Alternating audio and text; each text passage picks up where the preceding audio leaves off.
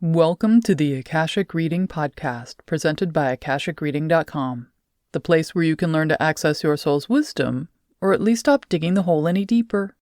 I'm your host, Terry Uktana, and today we'll be taking a deep dive into how to search through the past lives section of a soul book to find the source of an issue, lesson, or problem, where to look if it isn't there, and what to do once you've found what you're looking for. All of our origins begin with once upon a time, as told to us by someone else, like a fairy tale. This is because even if we are one of the few who can retrieve memories of our infancy later in life, we don't grow up with them in any easily accessible way. What we do grow up with is the stories our families tell us about ourselves and the time period when we were a baby, getting up to all kinds of hijinks and mayhem while learning to walk, talk, and feed ourselves. Sometimes these fairy tales are of plucky heroes who are precocious, contrary, strong-willed, and brave. Heroes can be misunderstood for a time and often are annoying as they seem to know better than anyone else, but as the story goes on, it shows they become appreciated for who they are, approved of relatively quickly, and get all the prizes and rewards in the end. Other stories are like Cinderella, Snow White, or Beauty and the Beast, where the focus is on how wrong the girl or princess is. However, unlike in the stories, it seems like the bad part of this never quite ends. There's no prince or good person coming to help them make happily ever after. Their entire life is an experience of people important to them saying how flawed, bad, and even evil the girl or princess is because she's this when she should be that. Also, it doesn't seem to matter if she changes to do and be that, because then the people around her just change their requirements or code what she did as bad due to her bad nature and past history. The thing about these stories, these in-the-beginning fairy tales, is often we can't fact-check them, and we might not even realize we should. Up until recently, most cultures, communities, and religions supported the individual's belief in them, in their initial broken nature or manifestation of original sin, and therefore all anyone could do was work to find a way to fix what is broken, which is basically impossible, or create a means to cope. However, as indigenous spiritual practices, modern spiritualities, holistic and integrated psychology practices, and somatic therapies emerge and flourish, we've come to realize these family fairy tales or myths are not describing our essential selves or some innate flaw. Instead, they can be part of CPTSD, trauma, or deep core wounding.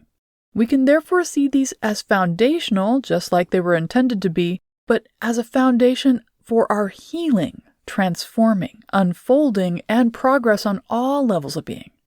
They aren't demons to fight against, stuck spots or self-sabotage, but instead the key to unlocking our potential.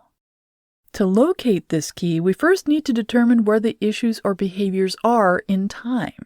Are they from this now, or something which happened in the past and we've carried over? The past life records in our soul book are one of the most helpful resources we have available to us for retrieving the wisdom and skills we're looking for, or helping us problem solve how to acquire them. As everything we've ever done or been are recorded there in high fidelity, we can access experiences where we've already solved similar problems we're working through right now. This loads the lessons learned into our DNA so that we can just know them, much like Trinity in the Matrix learning how to fly a helicopter. They can also act like the whiteboard at work with a list of all the things we've already tried and found aren't the solution. For any given situation, especially lessons we're working through, it's more than likely we've been working on them for a while and so have racked up experience in what not to do. Past lives, seen from a high overview or summary, can help us understand the bigger picture of what we're working through or on and lead us towards the solutions. One of the biggest problems people have when connecting with past lives is understanding what's being presented and why. Past life records work somewhat like ads on Google, Amazon, or Facebook. What we're interested in now, what we're working through, struggling with, or becoming, informs the information we see. The past lives we will be presented are specifically geared to speak to us about our life now or respond to any request we have in our hearts and minds in the moment. As our minds are often out of sync with, well, a lot of things, What we see in retrieving past lives can create confusion as to what the purpose is for the experience once we've had it, or what we're meant to understand from it all. Those who delve into their own past lives rarely receive a random sample, general overview, or past life experience which is representative of the whole. Because the information is targeted to the now, like a social media ad, the lives perceived will have similarities or themes and may not be representative of the person's cumulative past life experiences.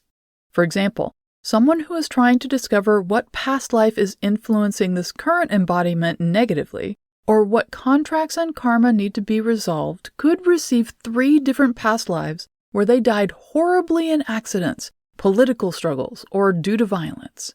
These are usually 0.0001% of all the lives a person has lived, but are the most relevant to what the person is expecting and or looking for.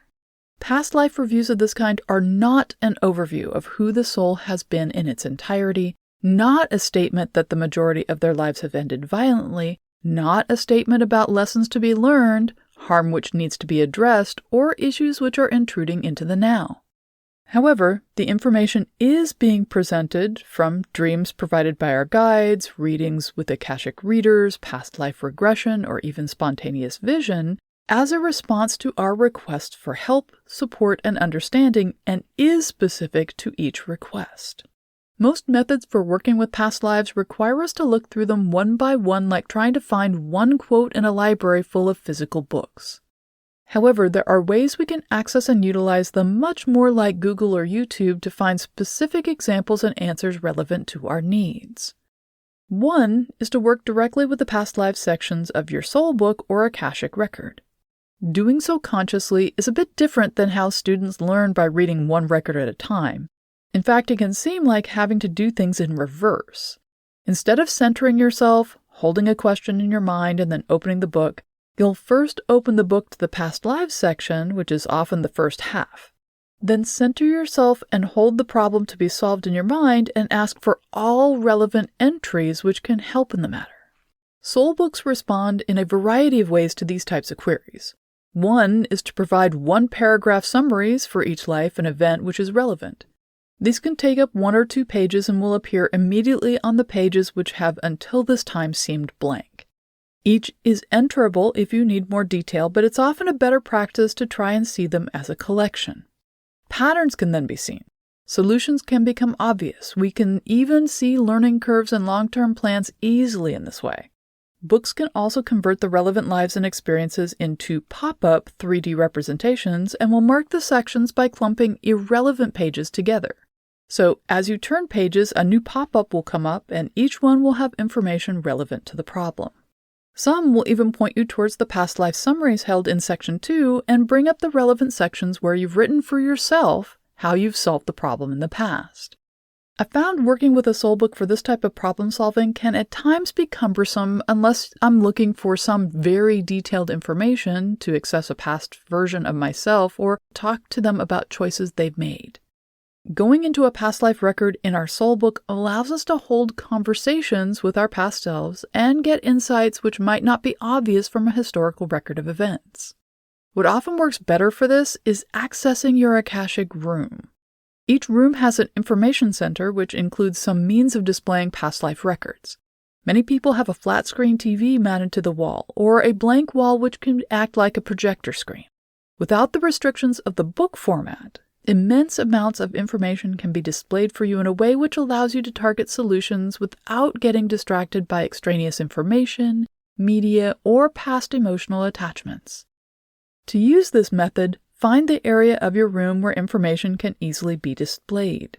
While it can seem simple to begin working with your conscious mind and feel, think, or will your questions into being, it's handy to think of this area of your room like a futuristic computer screen which is responsive to your commands, but isn't an authority which is curating things for you.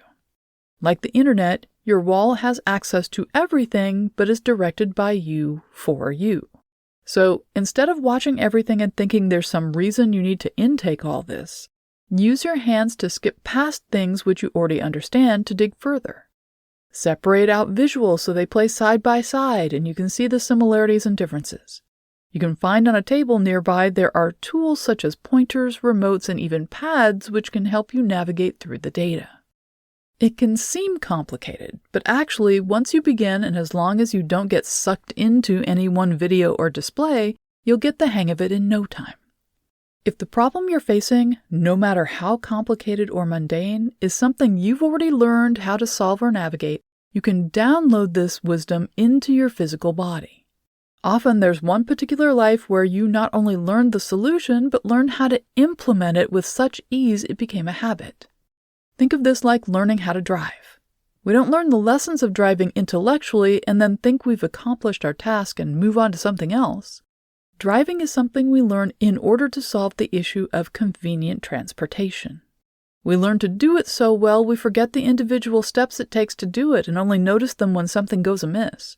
Or we have to use a rental car, which is a different make and model from our own. But what if we look in the past and the source isn't there? Or we've already learned the lesson and so shouldn't be suffering its effects again? Well, then the issue isn't from past lives, it's from this one. Which, to be honest, is more often the case and why doing healing work on past lives can bring temporary relief but not correct the underlying issue. When this is the case, I sometimes refer to this as the unreliable narrator problem. The thing is, our family, extended family, family friends, and other caretakers are not journalists, nor are they under oath during childhood to tell us the truth and nothing but the truth. They're actually narrating the story of their own lives and how they are navigating the universe. We're only one part of their story, and rightly or wrongly, they write our part to fit their fairy tale, not ours. So we may be written as the comedy relief, the villain, the audience who never participates, or the set builder who just puts everything together and keeps it maintained for everyone else to play their part in the production. Whatever we're given, taught, and learned during childhood is what we have to work with as adults. However, it can sometimes be hard to comprehend we're not stuck with these things. We can turn in this book of myths for something more relevant. We can upgrade our skills so we're able to do something more to our liking. Or we can ditch it all and do something other than participate in the family drama. We already know we're able to learn since we've spent the first 12 to 15 years of our life learning, and we've been learning new things ever since. The challenge comes in allowing ourselves to become our own best parent and give ourselves permission to craft, weave, and create our own narrative. To do this, it's important to become fully aware of the myths we've been bequeathed by our parents. The issues which seem most timeless, ever-present, and formative, I call the apps.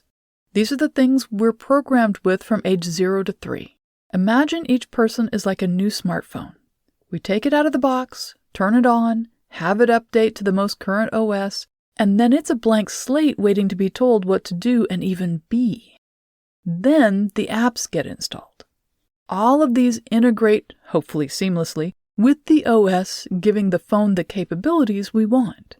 While these are programs which can be installed or uninstalled, once they're activated, the OS simply sees them like a limb it can use. The more opposable thumbs the better, as it were, until they conflict with each other and cause a crash.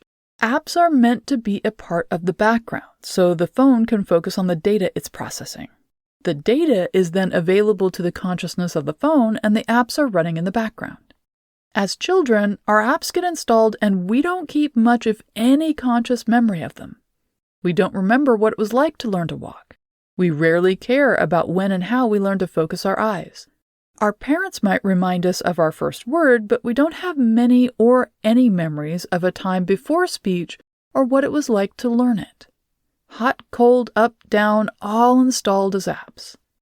This is also when we learn the things we need to know in order to survive the world, or our parents' version of it, and even our parents themselves. This is where we learn some of the most core-defining things about ourselves. It's where we're taught not to ask for what we want. Emotions are weakness.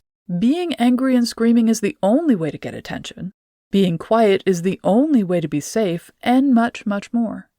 During these years, we are forming our core self, and this includes a heavy dose of survival traits and parental fairy tale programming. Apps often will not respond to our logical mind or our will and desires. They're running underneath this conscious data in our survival systems of fight, flight, freeze. They're in our limbic system where our brainstem or lizard brain, our spinal cord and nervous system are keeping the OS up and running. But they can be uninstalled, and like our social behavioral legacy, the first step is awareness. Locate one of these apps, something small, discrete, or low on the priority list, something which you can bear to think about or consciously look at for more than a heartbeat or two without collapsing. Something which is a repeated pattern of behavior or something that is just the way you are, which you know is holding you back. Once you've picked something, do whatever works best for you to get into a meditative state. This should be relaxed, not forced, and should leave you in your body and attentive to it, somewhat like Shavasana at the end of a yoga class. Have paper and a pen near you to jot things down. You won't need to ask your body about it, just focusing your awareness on it will start so much information, energy, and emotions flowing, you'll have plenty to work with. Note what physical sensations you have, what information you get, what urges you have. Be gentle with yourself, graceful, patient, and unhurried. Apps are potent things which are highly reactive and protective. The more you can hold them with respect, the easier things will go.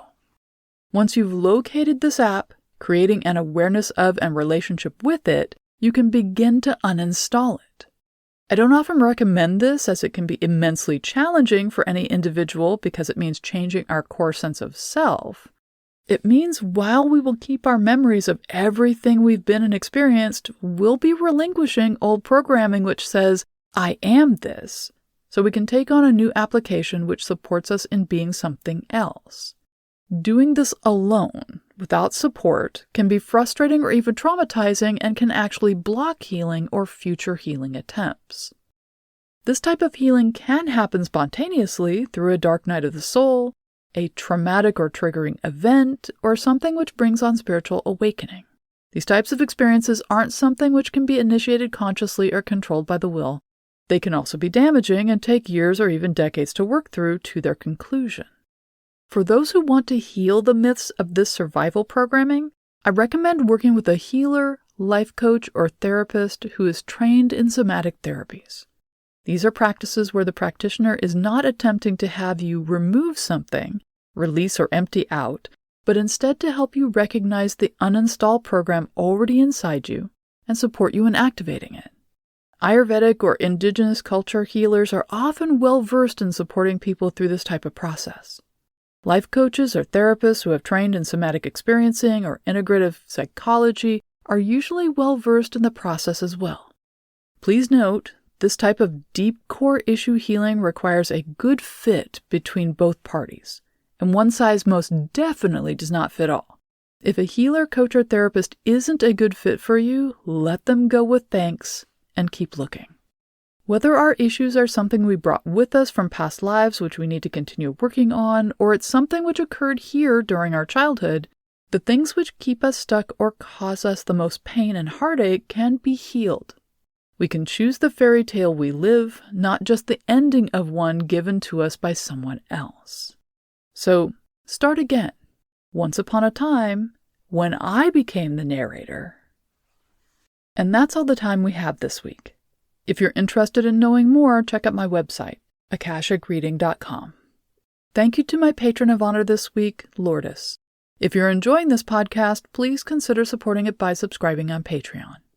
For just $5 a month, you can join in weekly patron-only classes, see all my other offerings, and get regular updates about what I'm working on at patreon.com/TerryUktana. Thanks. Bye.